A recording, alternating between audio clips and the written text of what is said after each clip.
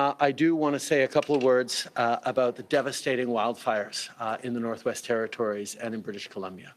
People are facing horrific situations. People are fleeing for their lives.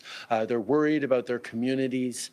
And Canadians from coast to coast to coast are watching in horror the images of apocalyptic devastation and fires going on in communities that so many of us know and so many of us have friends in. This is a scary and heartbreaking time for people.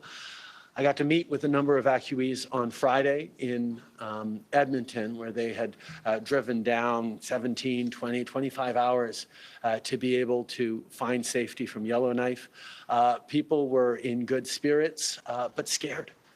Worried about what's going to happen. We're continuing to monitor very closely the situation of the fires, both in Kelowna, in Northwest Territories, particularly around Yellowknife and elsewhere. There's still concerns, but people are working incredibly hard to keep these communities safe. The Canadian Armed Forces are there. Resources across the federal government have been deployed, including Fisheries and Oceans, Service Canada centres, EI, acceleration, all sorts of things that we're doing right now to make sure people are able to stay safe, able to keep their families safe as well, but also look towards the day when they're going to be able to call home and hopefully get back to their lives in safety. These are the kinds of things that we are all working on extremely closely. We've approved a request in British Columbia to deploy the armed forces. Les pensées de tous les Canadiens sont avec les gens des territoires du All Nord-Ouest. Canadians' thoughts are with people from Northwest Territories and British Columbia. I'd like to thank the firefighters, volunteers, and everyone on the ground for the incredible work they're doing. We are working together to keep our communities safe, and we will be there to help rebuild. Many of you may know, we're having a cabinet retreat this week here in Prince Edward Island. It's a time to talk about the things that matter so much to Canadians. But obviously, even as we're digging into affordability and housing and other things, these wildfires are a pressing concern. We will be hosting an IRG this afternoon to make sure that the federal government is continuing to do everything necessary to keep people safe and coordinate with the provinces.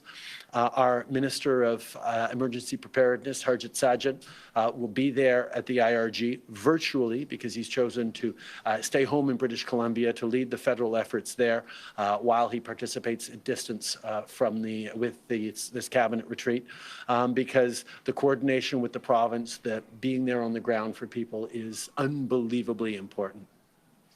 I also have to say that being there on the ground for people and seeing how Canadians are responding to this is inspiring. And I've seen it right across the country, from Nova Scotia, where I visited there, to Alberta, to Quebec, to BC and the Northwest Territories. Canadians step up for each other. And yes, our first responders, our Canadian Armed Forces are extraordinary. Our firefighters across the country are doing incredible things and indeed welcoming people from around the world to help out. But Canadians as well, looking out for their neighbors, supporting strangers from their community, opening up, welcoming into their homes people from other provinces, from other regions. It has been the very best of Canada that we've seen through these difficult times, through this incredibly difficult summer. And I just want to say how inspiring it is to know that no matter how bad things get, Canadians are going to continue to be there for each other. And people have questions about whether they've lost their homes, about whether they need to evacuate, about how things are going. And that's where local news is so important. And the work that people are doing to share messages and keep people informed with safe, up-to-date information is unbelievably essential to keeping Canadians safe. That's why, and I'm going to make a comment on this, it is so inconceivable that a company like Facebook is choosing to put corporate profits ahead of ensuring that local news organizations can get up-to-date information to Canadians and reach them where Canadians spend a lot of their time, online, on social media, on Facebook. Facebook made billions of dollars in profits over the past years, including off of Canadians. And we recently passed legislation that says, Facebook, if you're going to be sharing news or work done by Canadian journalists or local news, you have to make sure they're compensated for it fairly. Well, instead of making sure that local journalists are fairly paid for keeping Canadians informed on things like wildfires, Facebook is blocking news from its sites. In a larger picture, that's bad for democracy because democracy depends on people being able to trust high-quality journalism of all sorts of different perspectives and points of view. But right now, in an emergency situation, where up-to-date local information is more important than ever, Facebook's putting corporate profits ahead of people's safety, ahead of supporting quality local journalism. This is not the time for that. This is the time for Canadians to continue to pull together and be there for each other. It's time for us to expect more from corporations like Facebook that are making billions of dollars off of Canadians.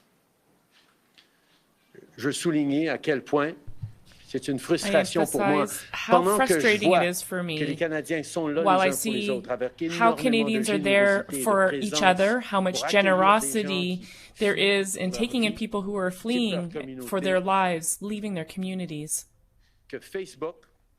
And it's frustrating to see that Facebook is continuing to block access to news. And that includes news on wildfires, local news for the Canadians who need it. They're putting their profits, corporate profits, as a priority and ahead of safety and information for Canadians. They're refusing to ensure that journalists are paid adequately for the work that they do, informing people and sharing news with Canadians. They would rather leave people in danger than share and pay their fair share for local journalism. It's unbelievable. And that's why Canada and our allies across the world are standing strong. And we are saying that news is essential to our democracy, and corporations such as Facebook must pay their fair share.